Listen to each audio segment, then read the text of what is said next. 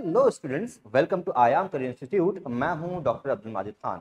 हम बात कर रहे थे बायोटेक्नोलॉजी प्रिंसिपल और प्रोसेसेस चैप्टर की। तो गाइज इस चैप्टर में अब हम पहुंच गए हैं लेक्चर नंबर 4 में, राइट। और आज जो हम काम करने वाले हैं ना गाइज, ये काफी ज्यादा इंपॉर्टेंट है, राइट। आज जो हम पढ़ने वाले हैं, यहां से मैक्सिमम नंबर ऑफ क्वेश्चंस देखे गए हैं पिछले कुछ सालों में, राइट। जितने भी हम पीवाईक्यू सॉल्व करते हैं गाइस, तो उसमें हमें मैक्सिमम नंबर ऑफ क्वेश्चंस इसी एरिया से देखने को मिलते हैं, राइट।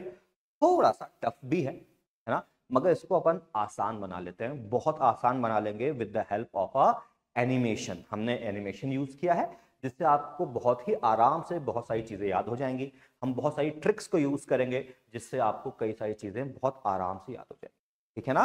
हमें करना क्या है, हमें हमें बस ध्यान से इस लेक्चर को देखना है और इसके साथ साथ गाइस नोट्स बना के चलना है ना। क्योंकि नोट्स बेटा ये वो चीज है जो जिंदगी भर आपके साथ रहेगी, ठीक। मैं कंटिन्यूसली नहीं पढ़ा सकूंगा आपको, मगर कम से कम आप साथ में नोट्स रखोगे तो कंटिन्यू आपका लाइफ टाइम वो मदद करेंगे, ठीक है। चलो बात को हम थोड़ा सा आगे बढ़ाते हैं गाइस, और आज के हम अपने पहले टॉपिक पे जाते हैं जो कि है tools of recombinant DNA technology. जिसमें हमने पहले बात की थी कि एंजाइम्स होते हैं, ऐसे एंजाइम्स जो सेल वॉल को डाइजेस्ट करते हैं, है ना। जैसे कि हमने बात की थी लाइसोजाइम, हमने बात की थी सेल्यूलेज, हमने बात की थी पैक्टिनेज, काइटिनेज एंजाइम्स की। फिर हमने बात करी ऐसे एंजाइम्स की जो डीएनए को कट करते हैं, रिस्ट्रिक्शन एंडोन्यूक्लियस, और डीएनए को आपस में जोड़ते हैं, लाइगेजेस, ठीक है। आज हमें बात करनी है एक ऐसे मॉलिक्यूल की जिसके बिना आरडीटी रिकॉम्बिनेंट डीएनए टेक्नोलॉजी का कोई अस्तित्व ही नहीं है बेटा। बिना इसके कोई अस्तित्व नहीं है बायोटेक्नोलॉजी का, ठीक है। और वो है क्लोनिंग वेक्टर।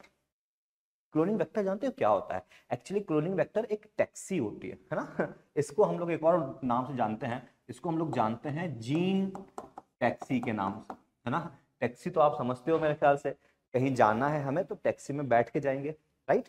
इसी तरह से गाइस हमारे पास जो वेक्टर होता है वो जीन की टैक्सी होती है। मान लो ये है हमारा जीन ऑफ इंटरेस्ट, ये है जीन ऑफ इंटरेस्ट, राइट। हमने इसको काट लिया है, कौन से एंजाइम से काटा? हमने इसको काटा है रिस्ट्रिक्शन एंडो न्यूक्लियस एंजाइम से। मान लो हमने इसको काटा है बैम H1 से, ठीक है। बैम H1 से हमने इसको काट लिया, और इसी एंजाइम से हमने कट किया है इस वेक्टर, ठीक है।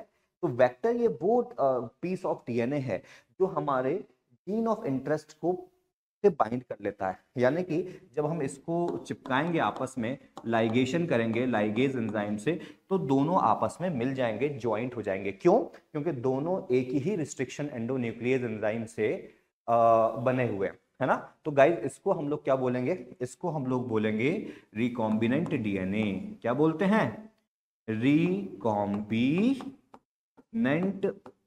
डीएनए, ठीक है। इसको क्या बोलेंगे? Recombinant DNA. तो आप चाहे इसको रिकॉम्बिनेंट डीएनए बोल दीजिए, या आपका मन कर रहा है तो आप इसको रिकॉम्बिनेंट वेक्टर बोल दीजिए।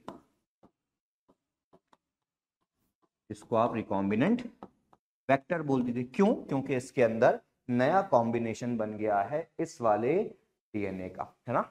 अब बेटा इस वेक्टर का काम क्या है समझना। इस वेक्टर का काम यह है कि ये जो लाल कलर का डीएनए ऐड किया है, इसको बैक्टीरिया के अंदर ले जाए, ठीक है। और ना कि सिर्फ बैक्टीरिया के अंदर ले जाए, बल्कि वहां पर रेप्लिकेट भी करे, अपने आप की कॉपी नंबर बढ़ाए, ठीक, ताकि ज्यादा से ज्यादा प्रोडक्शन कर पाए।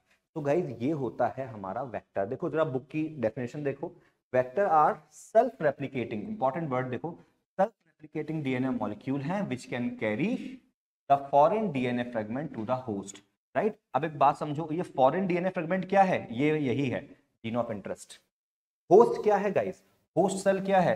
होस्ट सेल है ये बैक्टीरिया, राइट। तो गाइज ये काम बड़ा इंपॉर्टेंट है ना, और ये कहलाता है वेक्टर। जल्दी से इस पे नोट्स बनाओ।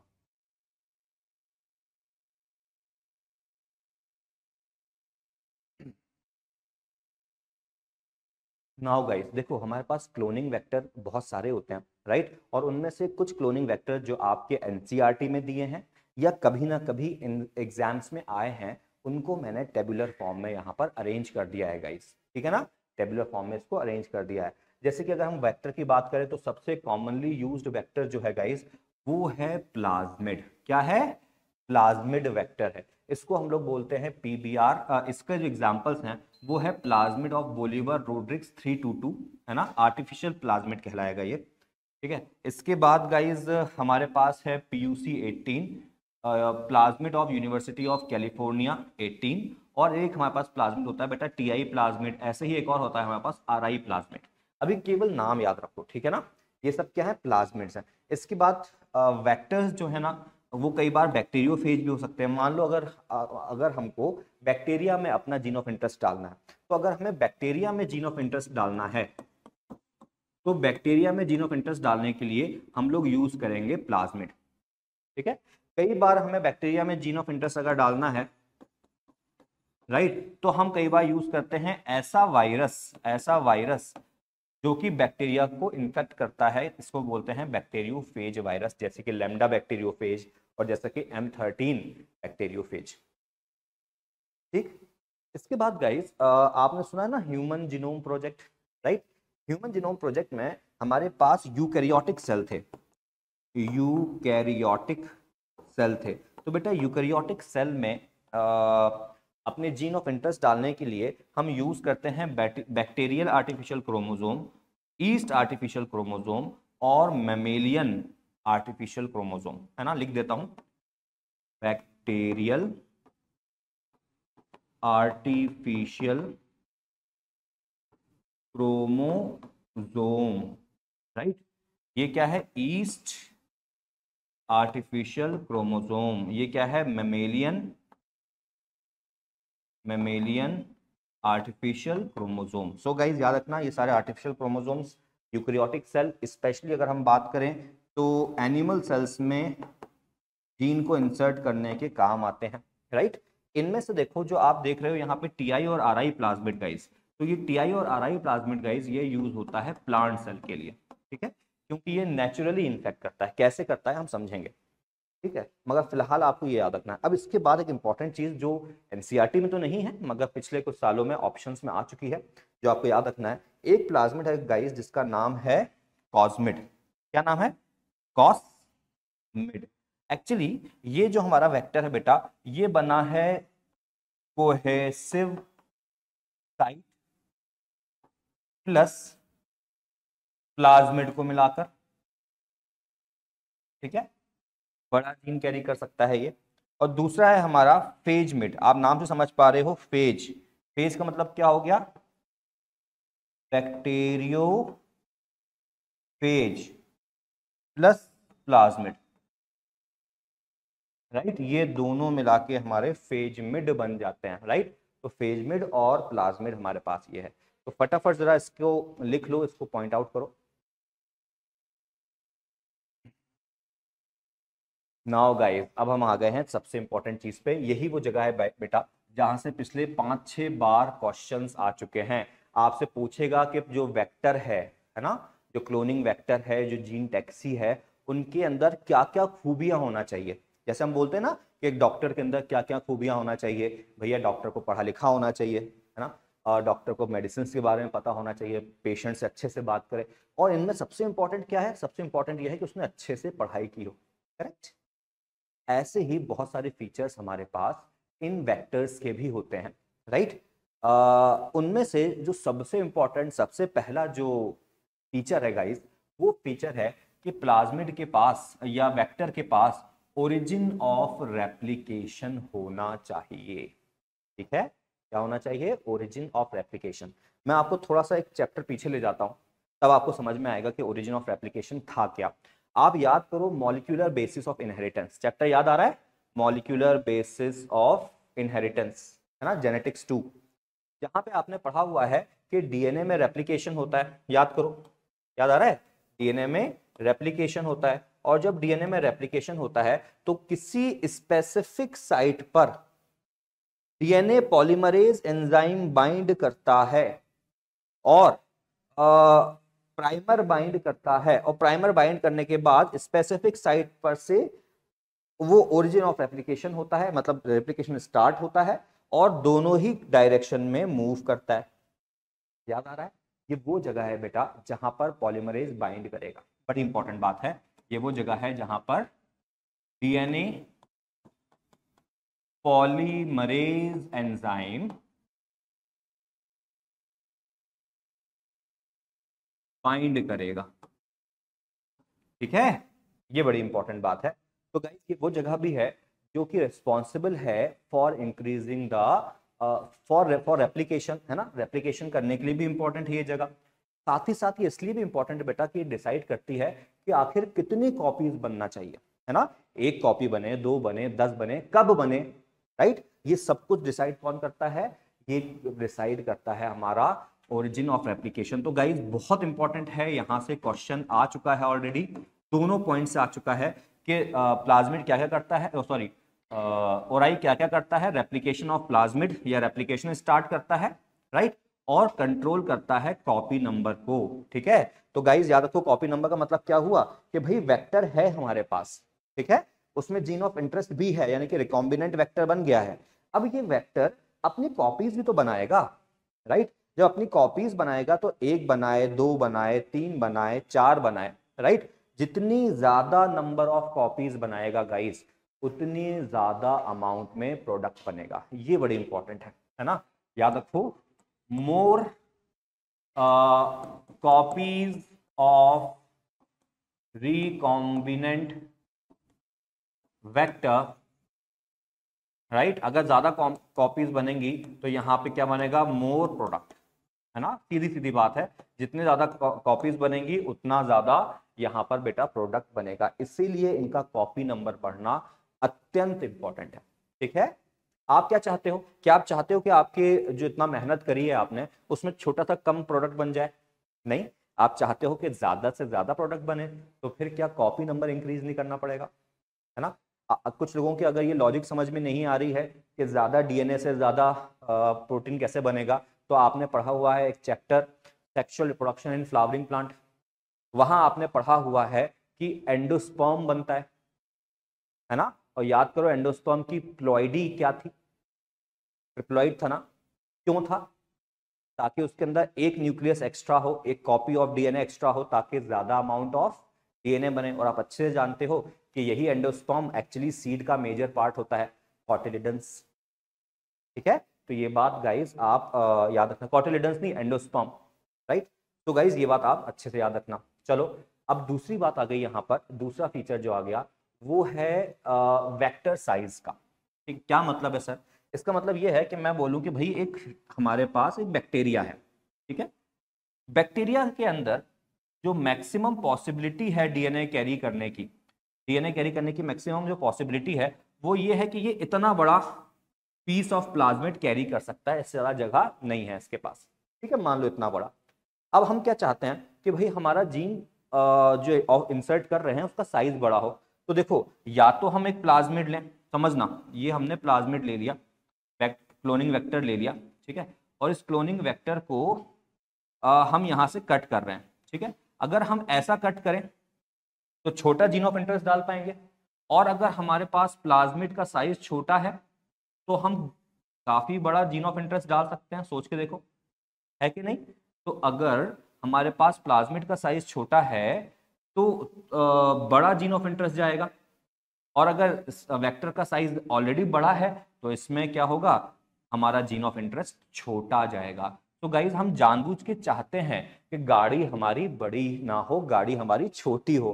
क्यों? क्योंकि ट्रैफिक बढ़ गया है ना, सड़कों पे जगह ही नहीं है कि हम बड़ी गाड़ी लेके जाएं, तो हम छोटी सी स्कूटी पे जाएंगे और आराम से ट्रैफिक बीट करेंगे। ठीक है, तो ये बात याद रखना, एग्जाम्पल भी याद रखना। तो एग्जाम में जब क्वेश्चन आएगा कि which is a suitable vector, smaller और लार्जर, तो आपको पता होना चाहिए कि smaller vector is a suitable vector. क्या ये बात समझ में आई? अब हमें थर्ड पॉइंट पे पहुंचना है गाइस, काफी इंपॉर्टेंट है, यहां से क्वेश्चंस भी आते हैं। वो है कि किसी भी वेक्टर में क्लोनिंग साइट होना चाहिए, यानी कि रिस्ट्रिक्शन साइट होना चाहिए, राइट। क्या मतलब सर?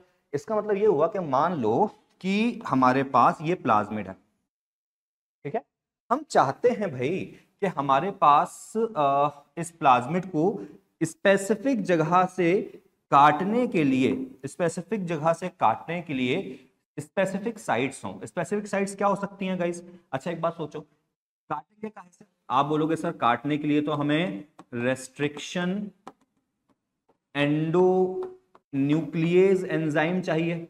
बोलो हाँ या ना? चाहिए ना?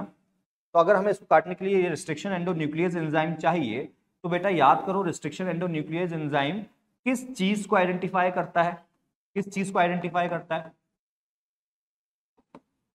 बेटा? ये आइडेंटिफाई करता है हमारे पैलिंड्रोमिक सीक्वेंस को। याद आ रहा है? पैलिंड्रोमिक सीक्वेंस को आइडेंटिफाई करता है। तो गाइस अगर हमारे वेक्टर पे ये पैलिंड्रोम, स्पेसिफिक पैलिंड्रोम होंगे ही नहीं तो आइडेंटिफाई काय को करेगा? बात समझ पा रहे हो?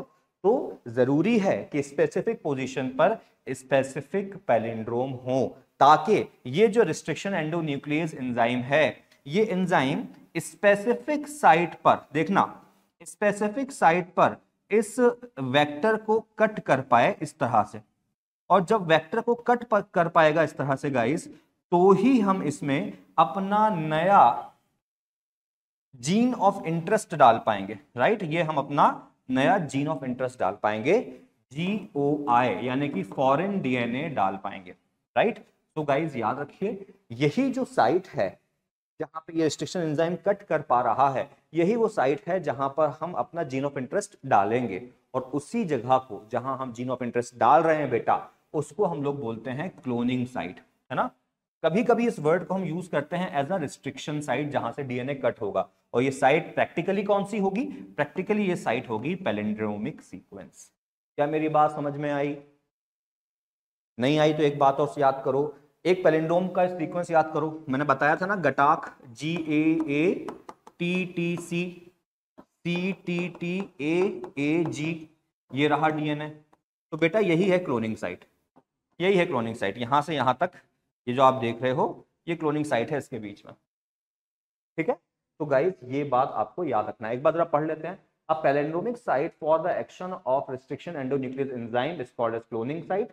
In order to link the alien DNA, the vector needs to have very few and preferably single. अब यहां से बात इंपॉर्टेंट आती है, प्रिफरेबली सिंगल रिकॉग्निशन साइट होना चाहिए। अगर सिंगल रिकॉग्निशन साइट होगी, मतलब कि भाई रिस्ट्रिक्शन एंजाइम ने काटा एक जगह से, मगर इसके दो हिस्से बन गए। सोच के देखो, यहां से अगर कट करेगा तो ये खुल जाएगा, है ना? इसलिए मैंने ये दो साइड दिखाए हैं, एक अंदर की तरफ से, एक यहां से कट कर रहा है, एक यहां से कर रहा है। ठीक है ना? अगर आपको कुछ सोचने में लग रहा है तो एक करेक्शन कर देते हैं अपन, तो आपको शायद बात और अच्छे समझ में आ जाएगी। एक बाहर की तरफ से काट रहा है, एक अंदर की तरफ से, यानी कि एक इस स्ट्रैंड से काट रहा है और एक काट रहा है इस स्ट्रैंड से, है ना? इसलिए दो साइड दिखाई है, साइड एक ही है मगर काटने के लिए दो स्ट्रैंड है ना, तो ऐसे काटना पड़ेगा। बात समझ में आई? तो गाइज ये बात बहुत इंपॉर्टेंट है कि सिंगल रिस्ट्रिक्शन साइट होना चाहिए। अगर ज्यादा रिस्ट्रिक्शन साइट होंगी एक रिस्ट्रिक्शन एंजाइम की, है ना, हम एक बार में एक रिस्ट्रिक्शन एंजाइम यूज करेंगे, तो उस एक रिस्ट्रिक्शन एंजाइम की एक क्लोनिंग साइट ही होना चाहिए, एक से ज्यादा नहीं होना चाहिए। अगर ऐसा होगा बेटा तो इसके कई सारे टुकड़े हो जाएंगे, है ना? जितनी क्लोनिंग साइट उतने टुकड़े। और इस कंडीशन में कहां हमने अपना जीन इंसर्ट किया है, हुआ भी है या नहीं हुआ है, ये सब हमें पता ही नहीं चलेगा। बात समझ पा रहे हो? ही तुम्हारे घर पर एक पार्टी थी, ठीक है? पार्टी में तुमने बहुत बढ़िया सा जो है डायमंड का नेकलेस शो ऑफ करने के लिए रखा था। चार चोर आए और गायब हो गया। अब किस चोर ने चुराया तुम्हें मालूम पड़ेगा? नहीं, प्रिफरेबली ये है कि एक चोर बुलवाओ सिर्फ, जो तुम्हारा नेकलेस चुरा के ले जाए। सोच पा रहे हो? सिंगल रिस्ट्रिक्शन साइट होना चाहिए। अच्छा, इसको जरा तो समझने के लिए एक क्वेश्चन कर लेते हैं। देखो एक क्वेश्चन देखो, ये वाला क्या लिखा है, how many fragments are produced, कितने फ्रेगमेंट्स प्रोड्यूस होंगे एक लीनियर डीएनए के। समझना, एक लीनियर डीएनए के अगर इसके पास तीन रिस्ट्रिक्शन साइट्स है तो, है ना? मान लो हमारे पास ये डीएनए है लीनियर, ठीक है? हमने एक एंजाइम लिया, ऐसे एंजाइम का नाम लिख देता हूं, EcoR1 रेस्ट्रिक्शन एंडोन्यूक्लियस एंजाइम, गटाक सीक्वेंस को कट करता है ये। मान लो इसके पास तीन रिस्ट्रिक्शन साइट हैं, 1, 2 और 3। मुझे बताओ कितने फ्रेगमेंट्स बनेंगे इसके? देखो, एक फ्रेगमेंट, दूसरा फ्रेगमेंट, तीसरा फ्रेगमेंट, चौथा फ्रेगमेंट। 4 फ्रेगमेंट बन जाएंगे, है ना, पूरा तबाह हो जाएगा डीएनए। बेटर ये हो कि इस इको R1 का सिर्फ एक रिस्ट्रिक्शन साइट हो, है ना, यानी कि अगर एक बड़ा सा डीएनए है तो भैया एक साइट हो बस, और उस साइट पे कट करेगा तो 2 हिस्से हो जाएंगे, यहाँ पे हम अपना जीन ऑफ इंटरेस्ट डाल देंगे, है ना। तो गाइस एक रिस्ट्रिक्शन साइट होना इंपॉर्टेंट है, ठीक है। एक और क्वेश्चन करते हैं, क्या हो अगर यही 3 रिस्ट्रिक्शन साइट्स, यही एंजाइम एक प्लाज्मिड को कट करे तो क्या होगा, कितने पीसेस बनेंगे, सोच के देखो, फटाफट बताओ। एक साइट, दूसरी साइट, तीसरी साइट, ठीक है। Segment number 1, segment number 2, segment number 3। तो अगर सर्कुलर वेक्टर है या सर्कुलर डीएनए है, ठीक है ना, जैसे कि होता है प्लाज्मिड में, तो इस कंडीशन में गाइस यहां पर कितने पीसेस बनेंगे, 3 फ्रेगमेंट्स बनेंगे, ठीक है। तो ये रीजन है हमारा कि सिंगल क्लोनिंग साइट या रिस्ट्रिक्शन साइट होना चाहिए, ठीक है।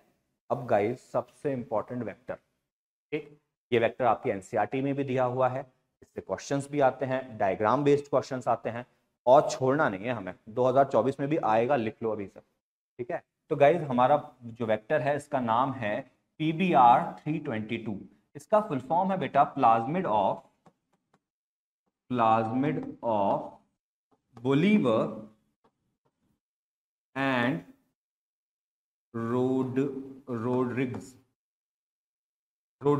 Right, plasmid of Bolivar and Rodriguez. इन्होंने बहुत सारे प्लाज्मिड्स की स्टडी करी होगी, बहुत सारे प्लाज्मिड्स आइसोलेट किए होंगे, तो उनमें 322 नंबर के बैक्टीरिया से ये प्लाज्मिड निकला होगा, इकोलाई से, राइट, बहुत मेहनत करी इन्होंने भाई।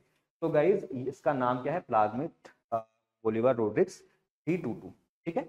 अब ये आपकी इसकी साइट्स पता होना चाहिए, ठीक है, याद रखो इस पे अलग अलग साइट्स हैं, उनको काटने के लिए अलग अलग रिस्ट्रिक्शन एंजाइम है जिनका सारा सीक्वेंस एग्जाम में पूछा जा चुका है, ठीक है। तो यहां से आपको चीजें पता होना चाहिए। देखो ये अगर आप क्लोनिंग वेक्टर प्लाज्मिड की बात करोगे तो कुछ चीजें आपको पता होना चाहिए कि प्लाज्मिड जो है ना वो एक एक्स्ट्रा क्रोमोसोमल डीएनए होता है जो कि सर्कुलर होता है, जैसे कि यहां पर है, राइट, गोल है, कोई फ्री एंड नहीं है। इसके बाद ये क्लोज्ड होता है बेटा, क्लोज का मतलब ये होगा कि यहां पर कोई प्रोटीन नहीं है। देखो यूकैरियोट्स में हिस्टोन प्रोटीन था, ठीक, क्रोमोसोम बनाता था, फिर बैक्टीरिया में हिस्टोन प्रोटीन नहीं था, नॉन हिस्टोन प्रोटीन्स थे, तो हमने बोला था नेकेड डीएनए, राइट। बेटा इन प्लाज्मिड में वो प्रोटीन भी नहीं है, कुछ नहीं है, केवल डीएनए का पीस है। अगर ऐसा है बेटा तो हम इसको नेकेड नहीं बोलेंगे, इस बार हमको इसको बोलेंगे क्लोज्ड, राइट, कुछ नहीं है इसमें। तो क्लोज्ड नॉन प्रोटीन डीएनए होता है बेटा, और डबल स्ट्रैंडेड डीएनए होता है। एक ऐसा डीएनए होता है जिसके पास इसका खुद का ओराई रीजन होता है। ओराई रीजन को क्या बोलते हैं, ओरिजिन ऑफ रेप्लिकेशन। याद आ रहा है, पहली रिक्वायरमेंट हमने पढ़ी थी, तो इस प्लाज्मिड के पास ओरिजिन ऑफ रेप्लिकेशन है, ठीक है ना, कोई बात दिक्कत की बात नहीं है। ये जो ओरिजिन ऑफ रेप्लिकेशन है गाइस, ये इसको अपने होस्ट बैक्टीरिया में रेप्लिकेट करने में मदद करेगा, ठीक है। तो ये ओरिजिन ऑफ रेप्लिकेशन है। अभी जो हमें पढ़ना है वो केवल इतना पढ़ना है कि कौन सी जीन की क्या लोकेशन है, ठीक है। इसके बाद दूसरा प्रोटीन है वो दूसरा रीजन है जिसका नाम है आरओपी, है ना। अरे आरओपी नहीं बोल रहा हूं तुमको, मैं बोल रहा हूं आरओपी, यानी कि repressor of protein, repressor of protein. ये बेटा एक ऐसा प्रोटीन है जो कि इस ओराई रीजन पे बाइंड होता है ताकि हमारा पॉलीमरेज एंजाइम इस रीजन को पहचान पाए और डीएनए पॉलीमराइजेशन स्टार्ट कर पाए, ठीक है। इन शॉर्ट अगर कहूं तो ये आरओपी पर आरोप है कि ये ओराई का साथ देता है, बुराई नहीं है, ये ओराई है, बुराई नहीं है। तो इस पे आरोप है कि ये बुराई का साथ देता है, ओराई का साथ देता है। याद हुआ, ठीक है। चलो अब गाइज इसकी लोकेशन याद रखो। इनके ऊपर अगर आप देखोगे तो 2 इंपॉर्टेंट जीन्स इसके अलावा प्रेजेंट हैं। एक प्रेजेंट है एम्पिसिलिन रेजिस्टेंस जीन और दूसरी है टेट्रासाइक्लिन। पहली है एम्पिसिलिन और दूसरी है टेट्रासाइक्लिन रेजिस्टेंस जीन। ये वो जीन्स हैं गाइस जो कि जिस भी बैक्टीरिया में होंगी उनके ऊपर एम्पिसिलिन एंटीबायोटिक का असर नहीं होगा और टेट्रासाइक्लिन एंटीबायोटिक का असर नहीं होगा। सरवाइव करेंगे। तो इनको कहते हैं एंटीबायोटिक रेजिस्टेंट जीन। तो गाइज याद रखो कि इनके पास 2 एंटीबायोटिक रेजिस्टेंस जीन हैं। ठीक, अच्छा, अब कहानी बेटा स्टार्ट होगी क्लॉकवाइज। सबसे पहला इंपॉर्टेंट पॉइंट क्या रखोगे, आपको याद रखना है कि बातें स्टार्ट हो रही हैं क्लॉकवाइज। ठीक है, याद हो जाएगा पूरा, ध्यान से देखो। तो बेटा ये समय है 7:35 का, ठीक है ना। घड़ी में अगर देखोगे तो 7:35 पे ओराई रीजन आएगा, राइट। 7:35 पर प्रशांत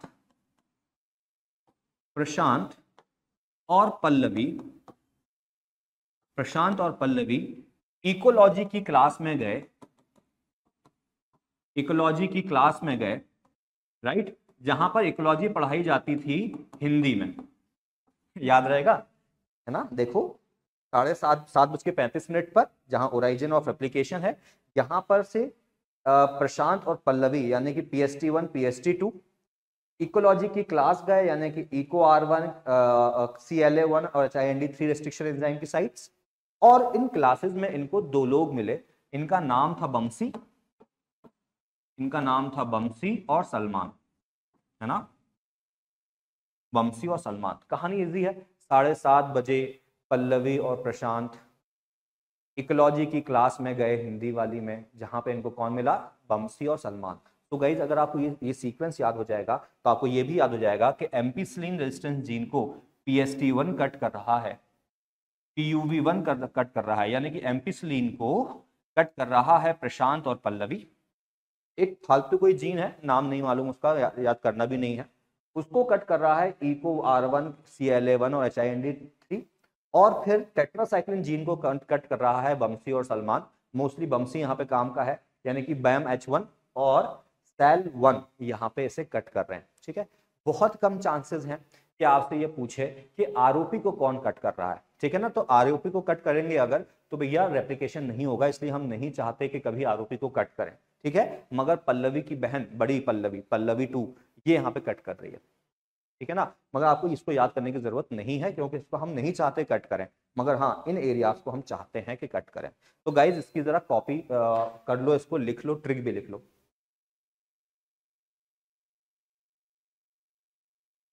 नाउ गाइज थोड़ा सा हम और आगे बढ़ते हैं। हमारा अगला जो फीचर है ना, जो किसी भी वेक्टर में होना चाहिए गाइज, वो फीचर है कि इस वेक्टर के पास सिलेक्टेबल मार्कर जीन, है ना। अब ये मार्कर जीन क्या होती है, सिलेक्टेबल मार्कर क्या होती है, एक बात समझो। तुमने सुना होगा कि जो जंगल में जो साइंटिस्ट काम करते हैं एनिमल्स के ऊपर, है ना, शेर के ऊपर, बर्ड्स के ऊपर, ये उन एनिमल्स के ऊपर एक फ्लैग टैग कर देते हैं, एक मशीन लगा देते हैं छोटी सी।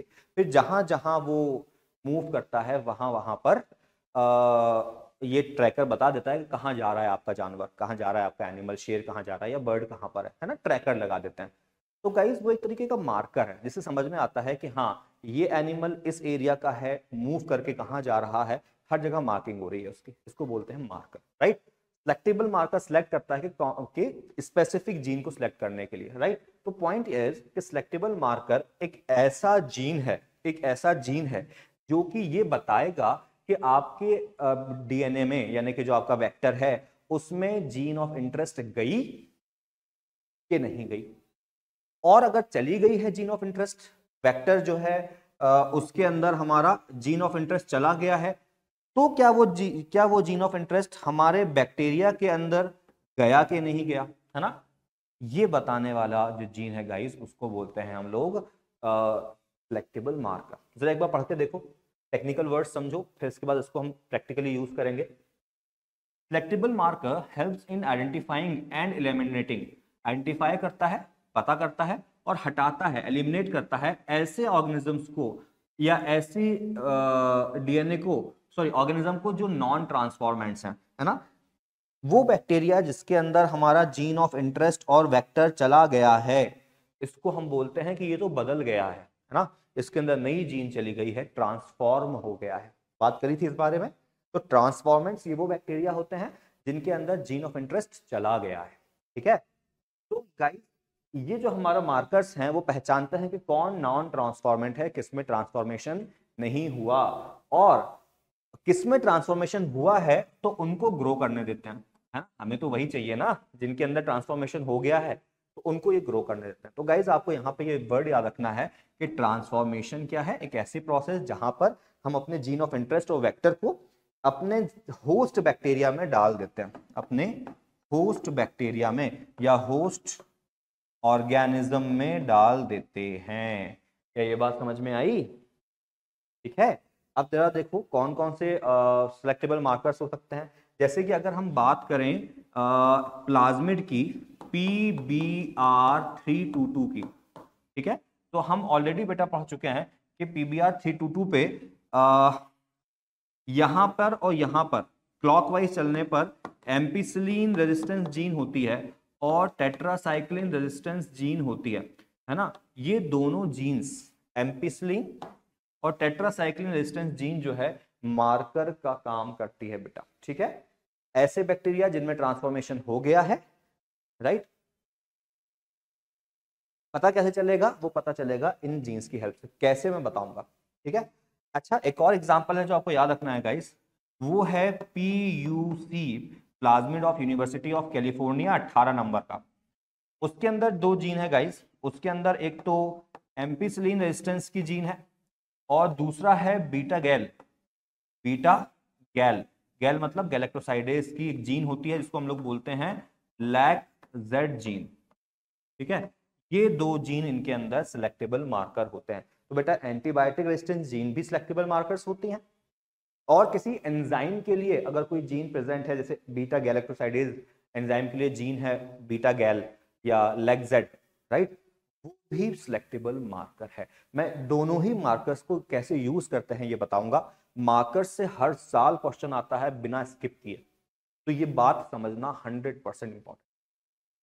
ठीक, अब गाइज मैं चाहता हूं कि आप खुद ये एक बार पढ़ो स्टेटमेंट को। क्या लिखा है कि नॉर्मल इकोलाई सेल्स में जनरली एंटीबायोटिक के लिए रेजिस्टेंस नहीं होता है ना। अगर ऐसा होता तो भाई साहब आप परेशान हो जाते, बार बार इन्फेक्शन होता और हम ठीक नहीं हो पाते, है ना। जब कभी भी हम बीमार पड़ते हैं, पेट का इन्फेक्शन होता है, तो डॉक्टर जो है वो हमें ऑफ्लॉक्सिन टैबलेट दे देता है और हमारा पेट ठीक हो जाता है। क्यों? क्योंकि वो एंटीबायोटिक काम कर रही है।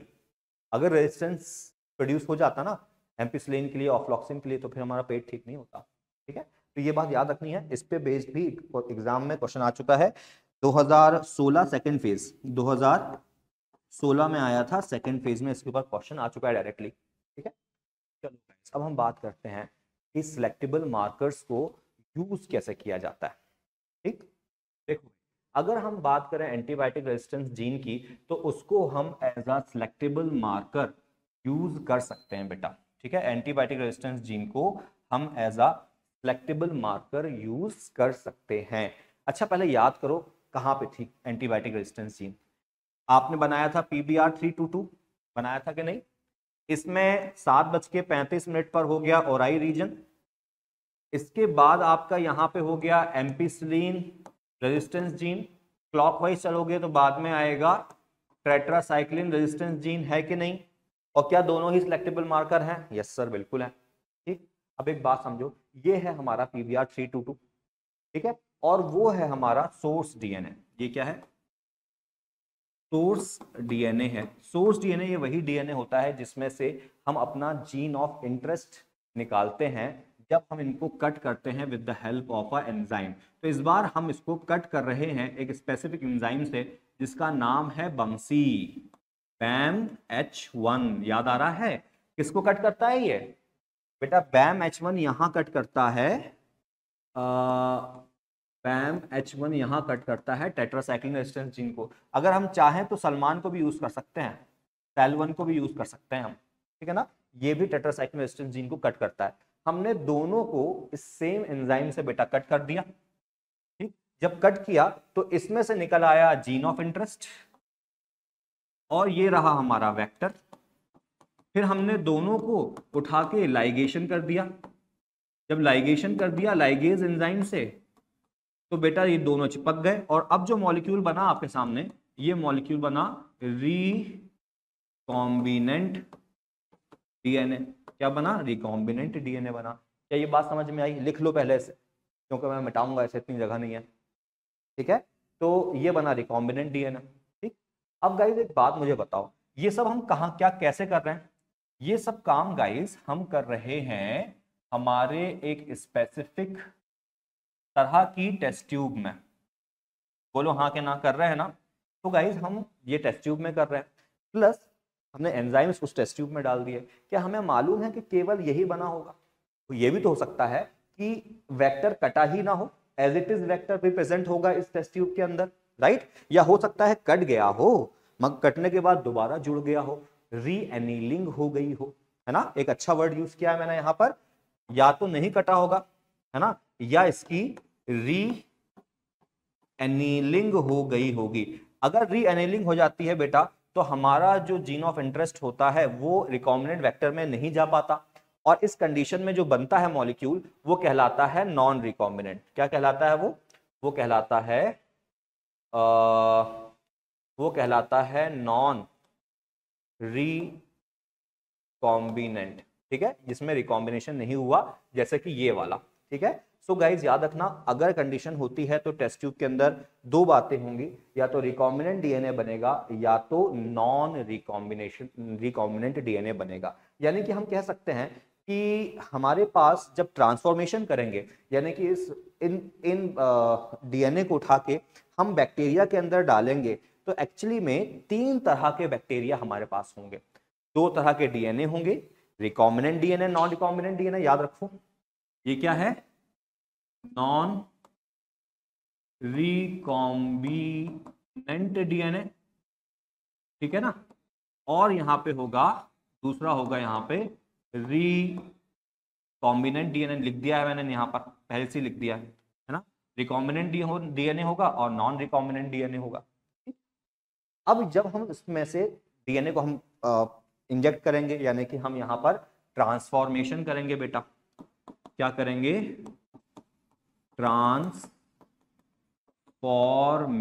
करेंगे। ट्रांसफॉर्मेशन का मतलब क्या होता है? इस डीएनए को उठा के बैक्टीरिया में डालना। मगर क्या हम देख पा रहे हैं कि हमारा डीएनए गया कि नहीं गया? नहीं देख पा रहे ना? तो हमारे सामने ट्रांसफॉर्मेशन करने के बाद तीन कंडीशंस आएंगी बेटा। तीन तरह के बैक्टीरिया होंगे। कुछ ऐसे बैक्टीरिया होंगे जिनके अंदर हमारा डीएनए गया ही नहीं, जिसके अंदर ट्रांसफॉर्मेशन हुआ ही नहीं, क्योंकि भाई हम तो अंदाजे से डाल रहे हैं ना। हमने उनके साथ मान लो कॉम्पिटेंट सेल बनाया, है ना। कॉम्पिटेंट सेल बनाया मतलब हमने अपने जो बैक्टीरिया का जो कल्चर था उनमें हमने अपना डीएनए भी डाला, ये वाला ट्यूब उठा के उसमें डाल दिया, और डालने के बाद हमने उसमें कैल्शियम डाला, डाइवेलेंट आयंस, और फिर उसको हीट दी 42 डिग्री सेंटीग्रेड, फिर चिल दिया, फिर हीट दी, फिर चीट दिया, यानी कि हमने हीट शॉक दिया। क्या दिया? Heat shock. हीट शॉक दिया और सेल को हमने कॉम्पिटेंट बनाया, राइट। मगर क्या जरूरी है डीएनए गया ही होगा? नहीं ना। तो बेटा कुछ ऐसे बैक्टीरिया हमें मिलेंगे जिनके अंदर डीएनए गया ही नहीं। ऐसे बैक्टीरिया को हम लोग बोलेंगे नॉन ट्रांसफॉर्मेंट बैक्टीरिया। क्या बोलेंगे? नॉन ट्रांसफॉर्मेंट बैक्टीरिया, जिनके अंदर कुछ गया ही नहीं। मगर कुछ ऐसे बैक्टीरिया भी होंगे जिनके अंदर डीएनए गया, मगर कौन सा गया? Non recombinant. तो ये जो बैक्टीरिया होंगे ये क्या कहलाएंगे? ये कहलाएंगे कि भाई ये हैं तो ट्रांसफॉर्मेंट। समझना जरा ध्यान से, हम कहेंगे कि सर हैं तो ये ट्रांसफॉर्मेंट, मगर इनके अंदर नॉन रिकॉम्बिनेंट डीएनए गया है ना। दो कंडीशन समझ में आई। पहली कंडीशन ट्रांसफॉर्मेशन ही नहीं हुआ, दूसरी कंडीशन ट्रांसफॉर्मेशन हुआ मगर ये वाला डीएनए चला गया जो किसी काम का नहीं है। ठीक है, मगर हमको दिखाई नहीं दे रहा है अभी। ठीक है, तीसरी कंडीशन क्या होगी बेटा? तीसरी कंडीशन होगी जब ये वाला डीएनए यहां पहुंच जाएगा। ठीक है, यानी कि ट्रांसफॉर्मेशन हो गया है, तो कंडीशन होगी कि ये बैक्टीरिया ट्रांसफॉर्मेंट है बेटा, है ना। ट्रांसफॉर्मेशन हो गया है, मगर साथ ही साथ इसके पास जो डीएनए है वो रिकॉम्बिनेंट डीएनए है। ठीक है, तो ऐसे बैक्टीरिया को जिनके अंदर ट्रांसफॉर्मेशन हुआ है, रिकॉम्बिनेंट डीएनए भी है, हम बोलेंगे ट्रांसफॉर्मेंट रिकॉम्बिनेंट बैक्टीरिया। क्या बोलेंगे मेरे साथ बताओ? Transformant recombinant bacteria. ठीक है, अब तुम मुझे सोच के बताओ तुम्हें कौन से चाहिए। अगर हमें प्रोसीजर आगे बढ़ाना है, जीन ऑफ इंटरेस्ट को प्रोड्यूस करना है, तो तुम मुझे सोच के बताओ कि कौन सा वाला बैक्टीरिया तुम्हारे काम का है। ये वाला है? नहीं। ये वाला है? बिल्कुल नहीं। क्या ये वाला है? हाँ, ऑफ कोर्स ये वाला जो बैक्टीरिया है ये काम का है, क्योंकि इसके पास हमारी जीन ऑफ इंटरेस्ट है और यही वो बैक्टीरिया है जो कि हमारा प्रोडक्ट बना पाएगा। ठीक है। अब एक प्रॉब्लम है, पता कैसे लगाएं कि हमारे काम का बंदा कौन सा है, क्योंकि ये सब तो एक टेस्ट ट्यूब में हो रहा है या एक पेट्री प्लेट में हो रहा है, राइट। क्या करें हम? एक काम करते हैं, 3 पेट्री प्लेट्स लेते हैं, 1 2 3। ठीक है। पेट्री प्लेट क्या होती है बेटा? पेट्री प्लेट ग्लास के प्लेटें होती हैं, जैसे आपके घर में होती है ना गहरी वाली प्लेटें, वैसी 3 प्लेट्स ले लेती हैं हम लोग। और इन 3 प्लेट्स में हम अगार मीडिया डालते हैं। क्या डालते हैं बेटा? देखो ध्यान से, हम इन 3 प्लेट्स में न्यूट्रिएंट अगार मीडिया डाल देते हैं बेटा। न्यूट्रिएंट अगार मीडिया का मतलब ये हो गया कि बैक्टीरिया के लिए खाना। तुम क्या खाते हो भाई? तुम खाते हो पनीर पालक। बैक्टीरिया क्या खाते हैं? बैक्टीरिया खाते हैं न्यूट्रिएंट अगार मीडिया। ठीक है, बात समझ में आई? ठीक। अब हम एक काम करते हैं कि जो बैक्टीरिया के साथ हमने ये सब खिलवाड़ किया था तीनों एक साथ, हम तीनों को उठा के इन पेट्री प्लेट्स में ग्रो करने वाले हैं। समझना, 3 पेट्री प्लेट्स हैं, एक एक करके बताऊंगा। ठीक, ध्यान से सुनो।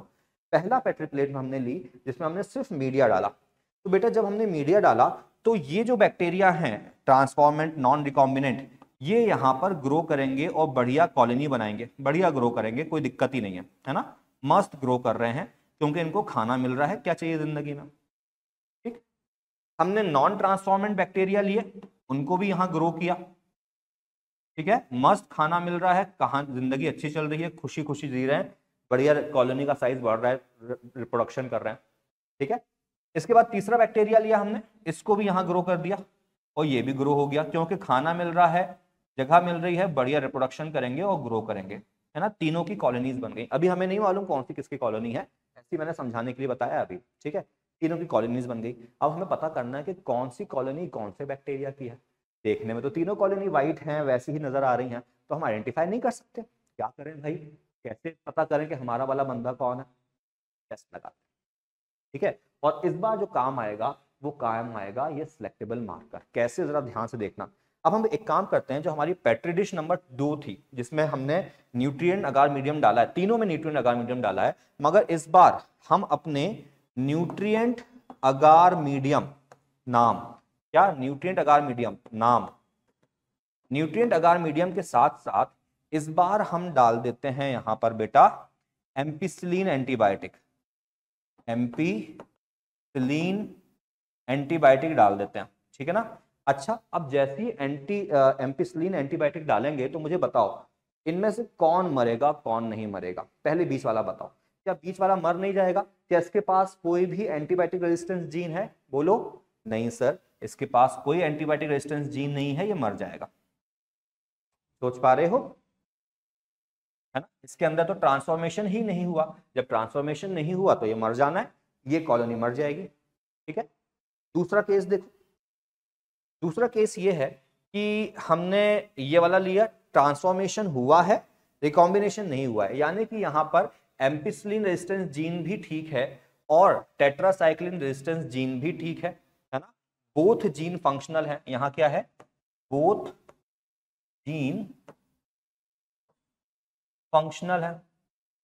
अगर दोनों जीन फंक्शनल है तो एम्पिसिलिन रेजिस्टेंस जीन में ये बैक्टीरिया कॉलोनी आराम से ग्रो करेगी। करेगी कि नहीं करेगी? ठीक। मगर जरा इनके बारे में सोचो, क्या ये करेंगे ग्रो? हाँ, ऑफ कोर्स सर, ये भी ग्रो करेंगे आराम से। क्यों? क्योंकि अगर हम देखें तो हमने कट किया है टेट्रासाइक्लिन रेजिस्टेंस जीन। ठीक है ना। एम्पिसिलिन रेजिस्टेंस जीन कट नहीं करी, इसलिए एम्पिसिलिन मीडियम के ऊपर हमारे ये वाला बैक्टीरिया भी काम करेगा। तो यहां पे हमारे पास फंक्शनल एम्पिसिलिन रेजिस्टेंस जीन होगी। बात समझ में आई? ठीक है। अब तीसरा केस देखो बेटा। तीसरा केस में ये क्या किया हमने कि न्यूट्रिएंट अगार मीडियम लिया। ठीक। इस बार हमने ले लिया इसके अंदर टेट्रासाइक्लिन एंटीबायोटिक, है ना। हमने टेट्रासाइक्लिन एंटीबायोटिक यहाँ ले लिया। अब मुझे सोच के बताओ, क्या ये टेट्रासाइक्लिन एंटीबायोटिक में जिएगा मरेगा? इसके पास तो कुछ भी नहीं है भाई साहब, तो ये दोनों केस में मर जाएगा, है ना। इसके पास कोई भी एंटीबायोटिक रेजिस्टेंस जीन नहीं है, it has no antibiotic resistance gene, ठीक है, इसके पास कोई एंटीबायोटिक रेजिस्टेंस जीन नहीं है, ठीक है, ये मर जाएगा। इसका बताओ मुझे, भाई इसके पास तो दोनों जीन फंक्शनल है, तो बेटा ये टेट्रासाइक्लिन में भी जिंदा रहेगा और एम्पिसिलिन रेजिस्टेंस जीन में भी जिंदा रहेगा। बोलो रहेगा कि नहीं रहेगा, है ना, दोनों जगहों पे रहना जानता है ये तो, भाई एंटीबायोटिक में भी जिंदा रहना जानता है और इसमें भी जिंदा रहना जानता है, जिंदा रहेगा। अब बात करते हैं इस वाले की। अब याद करो, क्या हमने टेट्रासाइक्लिन रेजिस्टेंस जीन को कट किया था बैम H1 से, तो क्या ये टेट्रासाइक्लिन जीन ऐसे खुल गई होगी, कट गई होगी? सोचो, जब ऐसे खुल गई होगी, ऐसे कट गई होगी, तो क्या कंडीशन होगी जरा देखो। मान लो ये पहले था, ठीक है, हमने यहां पर टेट्रासाइक्लिन रेजिस्टेंस जीन को बैम H1 से कट किया, तो कट करने के बाद ये जीन ऐसे खुल गई, ठीक है ना, थोड़ी सी टेट्रासाइक्लिन रेजिस्टेंस जीन यहां पर है और थोड़ी सी टेट्रासाइक्लिन रेजिस्टेंस जीन यहां पर है कि नहीं? और फिर जब हमने इसमें लाइगेशन किया होगा अपने जीन ऑफ इंटरेस्ट का, तो ये रहा जीन ऑफ इंटरेस्ट, ठीक है, बीच में आ गया दोनों की। अब मुझे बताओ, क्या ये टेट्रासाइक्लिन रेजिस्टेंस जीन कट के दो हिस्सों में नहीं टूट गई? टूट गई, तो क्या ये अपना फंक्शनल प्रोटीन बना पाएगी? ये अपना फंक्शनल प्रोटीन भाई साहब बना ही नहीं पाएगी, बिल्कुल नहीं बना पाएगी। और इसीलिए हम बोलेंगे कि जो हमारी टेट्रासाइक्लिन रेजिस्टेंट जीन थी, ये चुप हो गई है, खामोश हो गई है, या ये हम कहेंगे कि ये कैसी हो गई है, इनएक्टिव हो गई है ना। क्यों इनएक्टिव हुई? क्योंकि यहां पर इंसर्शन हो गया है। क्या हो गया है? इंसर्शन हो गया है जीन ऑफ इंटरेस्ट का, है ना। इसीलिए हम इसको बोलते हैं इंसर्शनल डीएक्टिवेशन। क्या मेरी बात समझ में आई? बना लो इस डायग्राम को, क्या बोलेंगे? Insertional deactivation, right.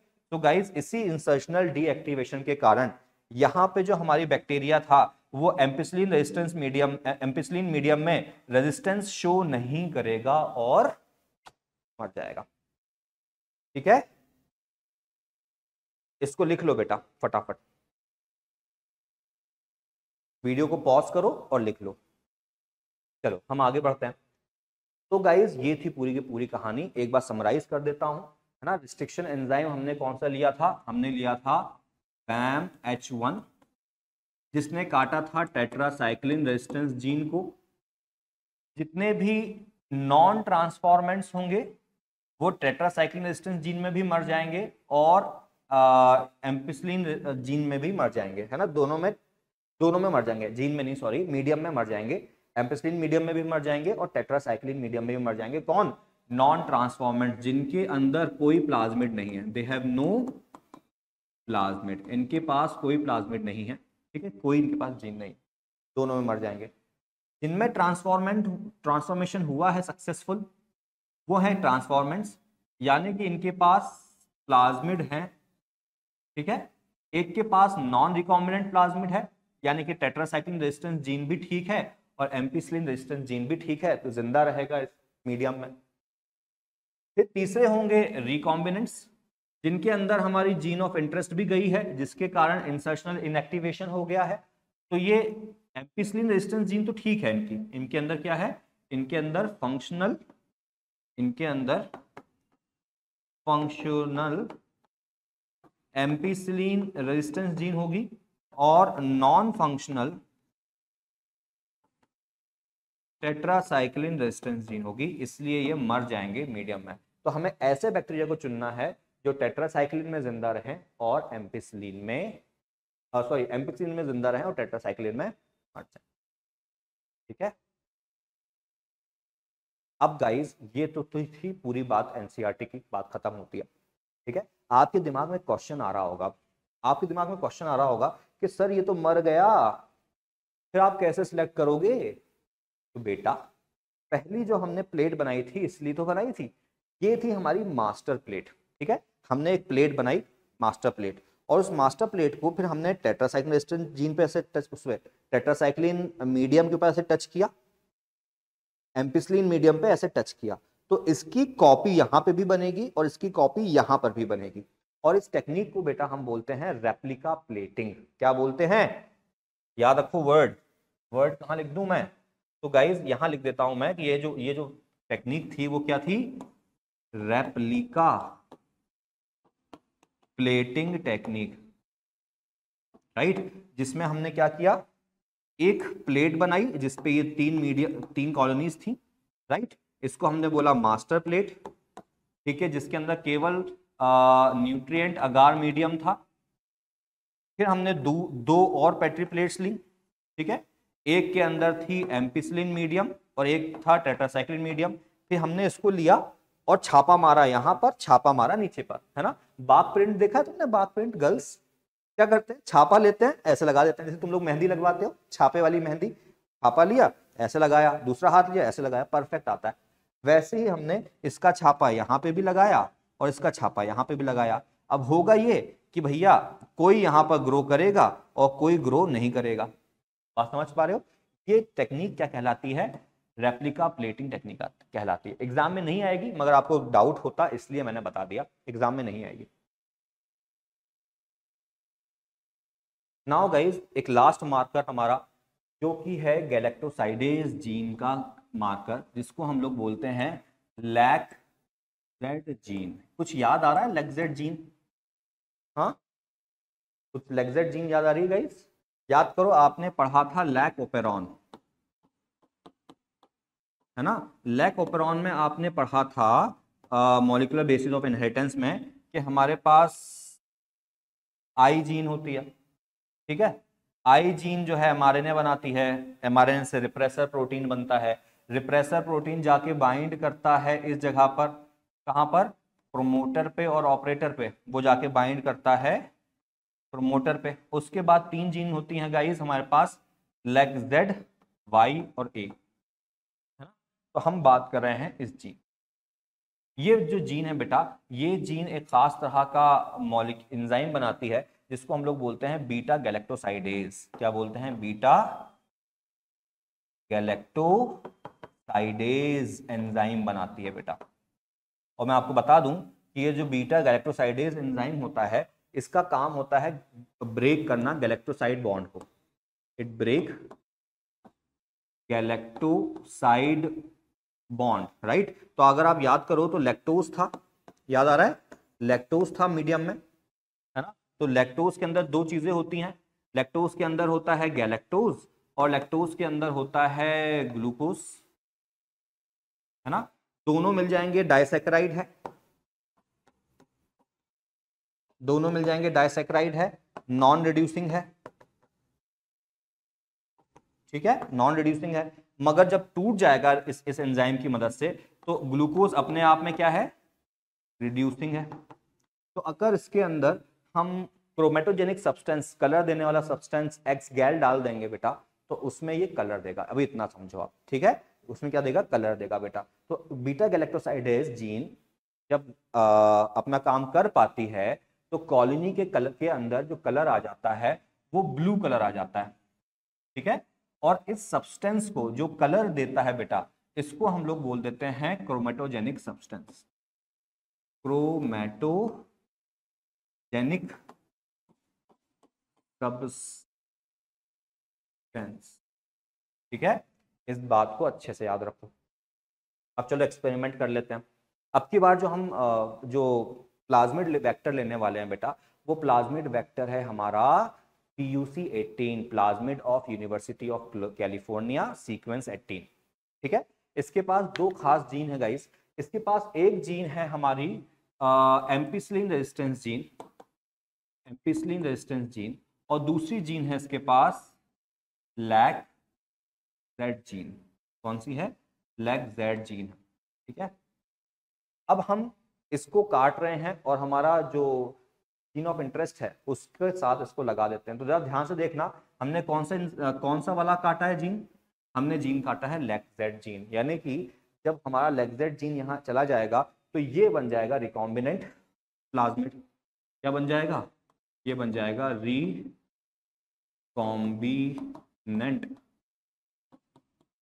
प्लाज्मिड। ठीक है, क्या बनेगा? रिकॉम्बिनेंट प्लाज्मिड बन जाएगा। ठीक है, और कहाँ डाला है हमने? लेक्जेड जीन पे डाला है। आपको क्या लगता है, क्या लेक्जेड जीन खामोश हो जाएगी?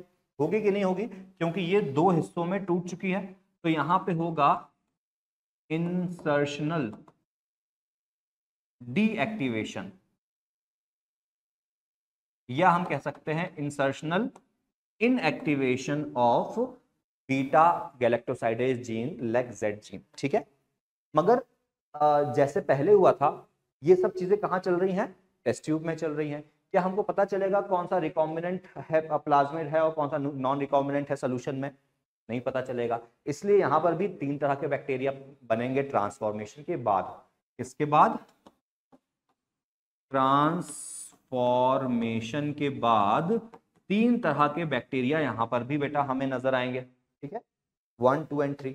पहले जो हमें बैक्टीरिया नजर आएंगे वो नजर आएंगे नॉन ट्रांसफॉर्मेंट।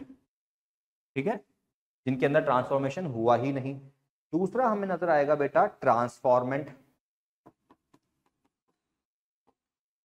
ट्रांसफॉर्मेंट नजर आएंगे, साथ ही साथ ट्रांसफॉर्मेंट है मगर इनके पास ये वाला प्लाज्मिड चला गया है ना। तो क्या ये रिकॉम्बिनेंट प्लाज्मिड है? आप बोलोगे नहीं सर, ये क्या है? नॉन रिकॉम्बिनेंट प्लाज्मिड गया है। ठीक है, पहले टाइप के बैक्टीरिया। दूसरे टाइप के बैक्टीरिया मतलब तीसरे टाइप के बैक्टीरिया होंगे जिनके पास ये वाला प्लाज्मिड गया है, यानी कि यहां पर ट्रांसफॉर्मेशन तो हुआ ही है। ट्रांसफॉर्मेशन तो गाइस यहां पर हुआ ही है, डेफिनेटली हुआ है। साथ ही साथ यहाँ जो डीएनए गया है वो कैसा गया है? रिकॉम्बिनेंट डीएनए, यानी कि ये जो बैक्टीरिया बनेगा ये रिकॉम्बिनेंट होस्ट बन जाएगा। क्या बन जाएगा? रिकॉम्बिनेंट होस्ट बन जाएगा। ठीक है, मगर क्या हमें पता है कौन सा है? नहीं, है ना। फिर हम क्या करें? फिर प्लेट लेते हैं बेटा। हमने इस बार फिर से प्लेट ले लिया, राइट। और अब की बार जो हमने प्लेट ली है उसके अंदर न्यूट्रिएंट अगार मीडियम तो है, यानी कि अगार तो है इसके अंदर। ठीक है, मगर इस बार न्यूट्रिशन के नाम पर वहां पर लैक्टोज शुगर है प्लस एम्पिसिलिन है। एम्पिसिलिन है और प्लस हमने एक्स गैल डाल दिया है। एक्स गैल बोले तो क्रोमेटोजेनिक सब्सटेंस, क्रोमेटोजेनिक सब्सटेंस हमने यहां डाल दिया। वैसे हमने यहां पे भी लिख दिया nutrient agar plate with the lactose ampicillin x गैल, यानी कि क्रोमेटोजेनिक सब्सटेंस यहां हमने डाल दिया है। ध्यान से समझना क्या हुआ। जो ये वाला बैक्टीरिया होगा, ठीक है, क्या इसके पास कोई भी प्लाज्मिड है? नहीं है सर। तो क्या ये इस लैक्टोज मीडियम को यूज कर पाएगा? क्योंकि बेटा एक्सगैल जीन का तो काम ही ये था कि ये लैक्टोज मीडियम को यूज कर पाए, है ना। और क्या इसमें एंटीबायोटिक एम्पिसिलिन भी है ना। तो बेटा एम्पिसिलिन की प्रेजेंस में इसको मर जाना है, तो यहाँ जो कॉलोनी बनेगी वो मरे हुए बैक्टीरिया होंगे उसमें। ठीक है, बैक्टीरिया मर जाएंगे। कौन से वाले? Non transformants. उसके बाद नंबर आता है ट्रांसफॉर्मेंट्स का। बेटा ये ग्रो तो करेंगे क्योंकि इनके अंदर एम्पिसिलिन रेजिस्टेंस तो है। प्लाज्मिड के अंदर क्या है? एम्पिसिलिन रेजिस्टेंस तो है। तो ये एम्पिसिलिन वाले मीडियम के अंदर जिंदा तो रहेंगे, मगर क्योंकि हमने इसमें क्रोमेटोजेनिक सब्सटेंस डाला है, कलर डाला है, तो इनके पास लेक्जेड जीन भी है ना। और लेक्जेड जीन जब फंक्शनल होगी, है ना, तो वो यहां पर ब्लू कलर कॉलोनी बनाएंगे। तो गाइज याद रखो कि ये वो बैक्टीरिया हैं जिनके अंदर फंक्शनल लैक्जेड जीन है, यानी कि यहां पर लैक्टोज टूटेगा, ग्लूकोज गैलेक्टोज बनेगा और क्रोमेटोजेनिक सब्सटेंस के साथ कलर आएगा। कौन सा? ब्लू। तो नॉन रिकॉम्बिनेंट बैक्टीरिया जो होंगे वो ब्लू कलर देंगे। याद रखो, non recombinant bacteria blue colour देंगे भाई साहब। इंपॉर्टेंट है, एग्जाम में आ चुका है 2021 और 24। ठीक है, और उसके बाद गाइस आगे देखो, तीसरा केस क्या होगा कि भैया इंसर्शनल डीएक्टिवेशन हो गया है, यानी कि एम्पिसिलिन मीडियम में ग्रो तो करेंगे, है ना। ये मीडियम, ये वाली जीन ठीक है, एम्पिसिलिन जीन ठीक है, मगर लेगजेड जीन काम नहीं कर रही है। जब ऐसा होगा तो क्रोमेटोजेनिक सब्सटेंस के साथ कलर नहीं दे पाएगा। क्यों? क्योंकि लैक्टोज टूट नहीं पा रहा है ना। अगर ऐसा है तो बेटा यहां पे व्हाइट कॉलोनी बनेगी। तो याद रखो, जो रिकॉम्बिनेंट बैक्टीरिया होंगे, रिकॉम्बिनेंट बैक्टीरिया होंगे, ठीक है, वो रिकॉम्बिनेंट बैक्टीरिया व्हाइट कलर की कॉलोनी बनाएंगे। याद रखो बेटा, इसको मैं स्क्रीन से हट जाता हूं, आप लोग इसका स्क्रीनशॉट ले लो, साथ ही साथ आप लोग इस पे नोट्स बनाओ, है ना। वीडियो को पॉज करो और यहीं पे लिखो पूरा। यहां से क्वेश्चन आएगा, या तो एंटीबायोटिक रेजिस्टेंस जीन या तो ये वाली, है ना, बीटा गैल।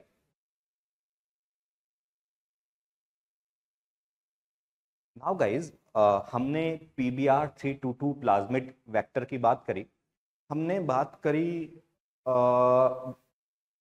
PUC18 के बारे में थोड़ी बहुत, जो जरूरी थी।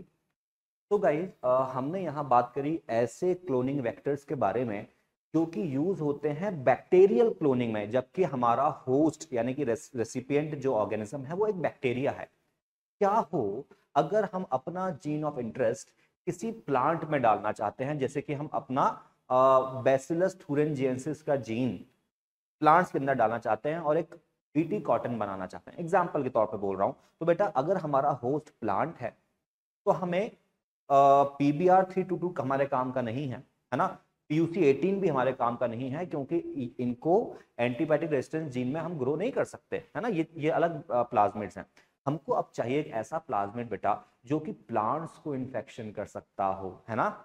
और इसकी कहानी की शुरुआत होती है एक बहुत ही खूबसूरत तालाब के किनारे एक पेड़ से, है ना, जहां पर एक लड़का लड़की बैठे हुए थे। इनका नाम था राजू, ठीक है, और क्या लिख दूं, रोशनी लिख देता हूं, है ना, ऐसे रैंडमली नाम लिख दिया मैंने, है ना। और राजू ने जो है अपने प्यार का इजहार करने के लिए वहां पे ऐसा दिल बनाया और लिख दिया, पेड़ के ऊपर खुरेद दिया, राजू लव्स रोशनी, है ना। मत किया करो ऐसा, ऐसा नहीं करना चाहिए। पता है क्या किया उसने? उसने जब चाकू से पत्थर से इस पेड़ के यहाँ पर राजू लव्स रोशनी लिख दिया ना, तो बेटा पेड़ को चोट लग गई, है ना। और जब ये पेड़ को चोट लगी तो एक इन्फेक्शन हो गया ऐसे, क्योंकि देखो जो ये मट्टी है, मट्टी में तो बैक्टीरिया रहते हैं, पानी आया, हवा चली, तो इससे एक इन्फेक्शन यहाँ तक पहुंच गया। और ये इन्फेक्शन था बेटा एग्रोबैक्टीरियम ट्यूमीफेशियंस का इन्फेक्शन। काहे का? एग्रोबैक्टीरियम ट्यूमीफेशियंस का ये वो था, इन्फेक्शन था बेटा। और इस इन्फेक्शन के कारण पता है क्या हुआ? कुछ समय के बाद बैक्टीरिया का जो नॉर्मल स्टेम था, सॉरी प्लांट का जो नॉर्मल स्टेम था, ये नॉर्मल स्टेम बेटा इस तरह से ग्रो करने लगा, अनकंट्रोल्ड ग्रोथ करने लगा। और बेटा ये जो अनकंट्रोल्ड ग्रोथ है, आप जानते हो कि ये कंडीशन है ट्यूमर की, है ना, कैंसर हो गया है। और इसी डिजीज को बोलते हैं क्राउन गॉल डिजीज। क्या बोलते हैं गाइस? डिजीज का नाम क्या है? इस डिजीज का नाम है, जहां ट्यूमर हो जाता है, इसको बोलते हैं क्राउन गॉल डिसीज, ठीक है, क्राउन गॉल डिसीज हम इसको बेटा बोलते हैं। बड़ी इंपॉर्टेंट बात है, बड़ी इंपॉर्टेंट बात है, गजब की इंपॉर्टेंट बात, ठीक है, क्राउन गॉल डिजीज को बोलते हैं।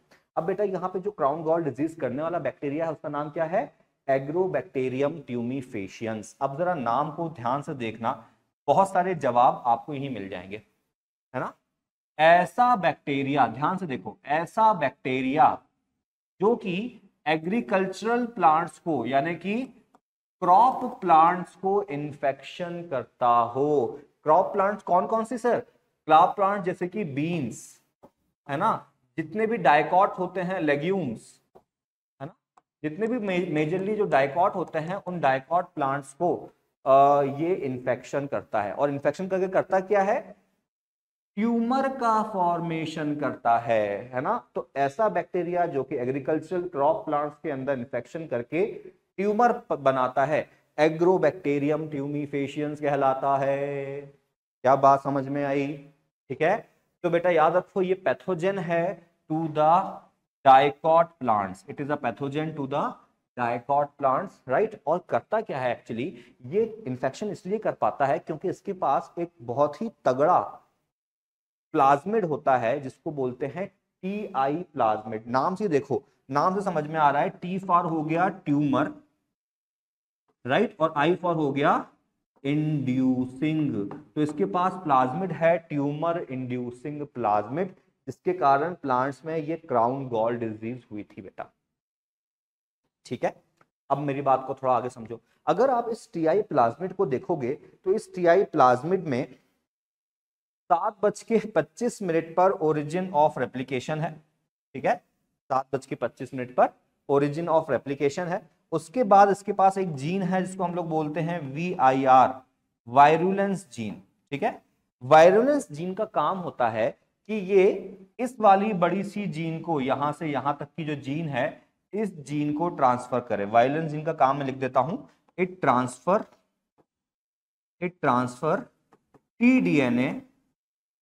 T-DNA to plants.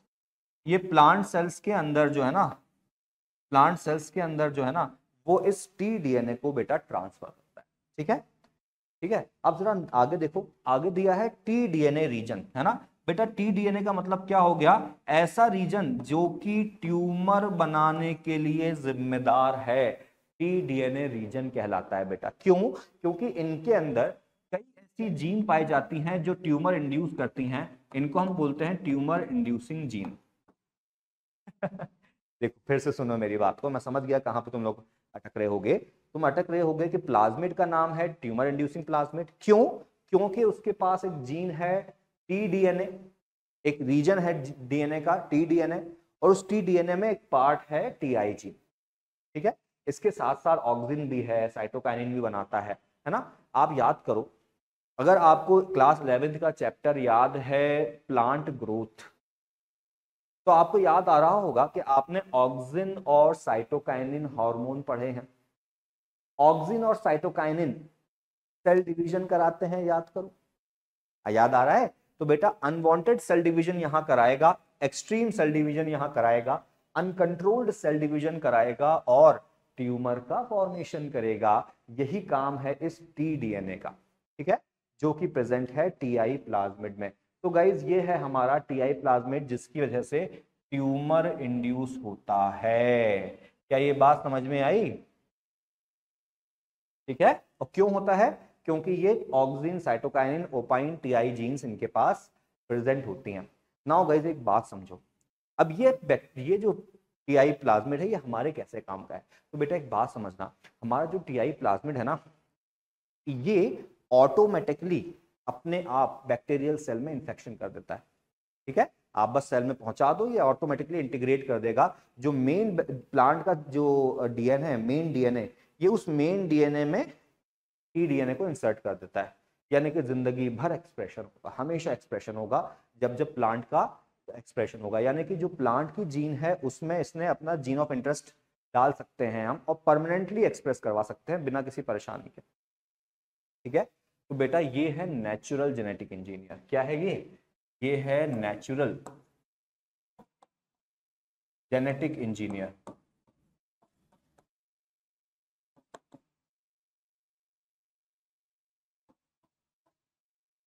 राइट, ये है नेचुरल जेनेटिक इंजीनियर, राइट। और इसकी पावर को हम लोग यहाँ यूज करते हैं। हम करते क्या है, हम क्या करते हैं कि इसका जो टीडीएनए है ना, उस टीडीएनए को कट करते हैं, क्योंकि इस टीडीएनए में रिस्ट्रिक्शन साइट होती है। हम इस रिस्ट्रिक्शन साइट को बेटा कट कर देते हैं, और वहां पर अपना जीन ऑफ इंटरेस्ट, है ना, अपना जीन ऑफ इंटरेस्ट डाल देते हैं। जब जीन ऑफ इंटरेस्ट डालेंगे टीडीएनए में, तो क्या टीडीएनए खामोश हो जाएगा, इंसर्शनल डीएक्टिवेशन हो जाएगा कि नहीं हो जाएगा? हो जाएगा ना। तो हम क्या करते हैं, उस टीडीएनए के म्यूटेशन वाले पार्ट को, यानी कि टीआई जो पार्ट है, टीआई जीन, उस टीआई जीन को कट करके फेंक देते हैं, और उसकी जगह पे अपना जीन ऑफ इंटरेस्ट डाल देते हैं। ठीक है, अब हमारे पास जो VIR रीजन है, जो हमारे पास VIR रीजन है, वो इस टीडीएनए को नहीं, बल्कि यहां जो हमने अपना जीन ऑफ इंटरेस्ट डाला है, ये उस जीन ऑफ इंटरेस्ट को एक्सप्रेस कर देगा बेटा, राइट। और हमारा प्लांट जो बनेगा वो हमारे मनपसंद प्रोडक्ट्स बनाएगा। ठीक है, अब गाइस यहाँ पे एक वर्ड आपको समझना है, वहां हमने बोला था इंसर्शनल डीएक्टिवेशन, जब हमारा जीन ऑफ इंटरेस्ट वहां चला गया था, करेक्ट। अब जो बात हो रही है वो ये हो रही है कि अब जो कंडीशन है इसमें टीडीएनए काम नहीं कर रहा है। टीडीएनए काम नहीं करेगा जब इंसर्शनल डीएक्टिवेशन होगा, ठीक है ना। तो बेटा जो प्रॉब्लम बना रहा था, ट्यूमर बना रहा था, वो ट्यूमर बनाएगा क्या? नहीं। ट्यूमर जो बनाने के लिए हथियार चाहिए था उसको, वो हथियार अब नहीं है। तो जब हथियार ही नहीं है तो ट्यूमर का फॉर्मेशन नहीं होगा। और अगर ट्यूमर का फॉर्मेशन नहीं होगा गाइस, तो हम बोलेंगे कि हमने इस प्लाज्मिड के हथियार रखवा लिए। डिसआर्म्ड प्लाज्मिड कहलाएगा। क्या कहलाएगा? Disarmed plasmid. इसके हथियार नहीं है इसके पास, इसलिए हमने बोला कि डिसआर्म्ड है। यानी इसका मतलब ये हुआ it will not cause tumour now. ये अब ट्यूमर कॉज नहीं करेगा, ठीक है, बल्कि हमारा जीन एक्सप्रेस करेगा, राइट। सो गाइज ये था टीआई प्लाज्मिड। इसकी एप्लीकेशन हम चैप्टर नेक्स्ट में पढ़ेंगे, जहां हम एप्लीकेशन पढ़ने वाले हैं इस बायोटेक्नोलॉजी की। तो गाइज कुछ क्वेश्चंस फटाफट सॉल्व कर लेते हैं। तुम ही मुझे बताओगे इसका आंसर क्या है। A suitable vector for gene cloning in higher organism, right. अगर हम यूज कर रहे हैं रेट्रोवायरस, तो रेट्रोवायरस हम एनिमल्स में यूज कर सकते हैं, मैंने आपको बताया था, राइट। तो गाइस क्या एनिमल हायर ऑर्गेनिज्म है? जी हाँ सर है, इसीलिए आंसर भी क्या हो जाएगा? रेट्रोवायरस। चलो अब जरा अगला क्वेश्चन देखो, जरा पहले सिर्फ ये पढ़ो। An antibiotic resistance gene of plasmid vector which get inactivated due to insertion of alien DNA helps in the selection of, right. क्या करता है एंटीबायोटिक रेजिस्टेंस जीन? रिकॉम्बिनेंट्स को ढूंढता है, नॉन रिकॉम्बिनेंट्स को ढूंढता है? बताओ क्या लिखा है। Antibiotic resistance gene plasmid vector which get inactivated, जो इनएक्टिवेट हो जाता है इंसर्शनल डीएक्टिवेशन की वजह से, राइट। ये किस चीज का सिलेक्शन करता है? ट्रांसफॉर्मेंट्स का, रिकॉम्बिनेंट्स का, नॉन ट्रांसफॉर्मेंट्स का, या दोनों का? याद करो, अगर आप पीछे जाओगे तो आपको पता चलेगा जो हमारा टेट्रासाइक्लिन रेजिस्टेंस जीन में जो ग्रो नहीं कर पा रहे थे, वो रिकॉम्बिनेंट भी थे, ट्रांसफॉर्मेंट भी थे। यानी कि आप कह सकते हो कि रिकॉम्बिनेंट बैक्टीरिया को, यानी कि आप कह सकते हो कि रिकॉम्बिनेंट बैक्टीरिया को आइडेंटिफाई करते हैं। और रिकॉम्बिनेंट बैक्टीरिया ट्रांसफॉर्मेंट्स भी होते हैं और रिकॉम्बिनेंट्स भी होते हैं, इसलिए हमारा आंसर क्या हो जाएगा बेटा? वो हो जाएगा ऑप्शन डी, बोथ, ठीक है। चलो ये क्वेश्चन देखो जरा, बड़ी आसान आंसर होना चाहिए इसका। In the presence of chromogenic substance X gal the recombinant bacteria gives, recombinant bacteria कौन सा कलर देगा? भाई साहब जो रिकॉम्बिनेंट बैक्टीरिया था उसमें लेगजेड जीन काम कर रही थी? नहीं। जब लेगजेड जीन काम नहीं करेगी, इंसर्शनल डीएक्टिवेशन हो जाएगा, तो बेटा ब्लू कलर तो बिल्कुल नहीं देगा। वो कैसा रहेगा? वो कलरलेस रहेगा। कई बार कलरलेस को हम लोग व्हाइट भी बोल देते हैं, व्हाइट कॉलोनी या कलरलेस कॉलोनी, राइट। तो यस आंसर क्या हो जाएगा? Option B. तो गाइस इस तरह के क्वेश्चंस हमें देखने को मिलेंगे, राइट। और क्वेश्चंस आप प्रैक्टिस करते रहिए। Have a nice day.